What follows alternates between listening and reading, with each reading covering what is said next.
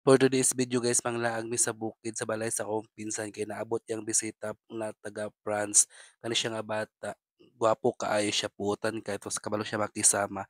Amo ra siyang gilutuan og lumpiang tawag ganahan siya sa lasang pang Pilipino guys.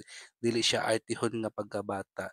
Tapos kabalo siya magrespeto, behave lang siya. Pero feeling nako diri siya nga side murag gikapoy jud siya karon siya katulogon nga unsa ba kay nanibago siguro siya diri sa Pilipinas kay mingaw pa jud kay dito sa bukid sila nagpuyo, ay nagbakasyon day rather. So, tapos grabe pud ang agianan dito guys, di pud basta-basta, grabe kayo ang bato tapos yan nagistorya ning duha ambot lang ka ako nakasabot ni isa sa nagtando-tando pod ang brake sa akong motor ni saka jud ni patong sa akong tapakanan sa akong tiil kay nabangga jud mi sa bato. Mo akong pinsan na gwapa kay og seksyon ang gawas ang mga ribs, char, love you, mwah. Kani siya amo na ni nag-prepare na mi ani nga manguli mi kay hapon na pud baya kaayo nya. Da pa may duty pagkaugma na hapunan jud mi nagabian jud mi ani abot diri sa Takurong. Og very thankful pud ko sa ako sa akong auntie diri na grabe kabuotan sa amoa. Bago mi gipauli gipadala pa jud ming mga gulay, saging, o di ba libre ang amo ang mga gulay ug prutas.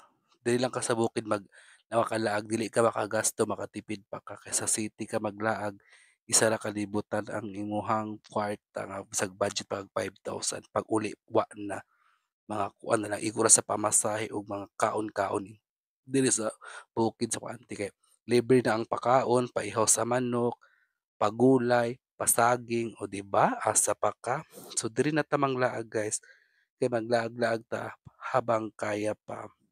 Mo lang ni ang agianan supper-supper pud ka panalagsa kay dili pud lalim ang agianan jud makaingon jud kag dalan jud ni siya pero dili pa siya perfect ang pagkasemento kay putol-putol muna ni nagabian na jud mi ani sa bagong bayan ni siyang nabanda naabtan jud mi ngit-ngit.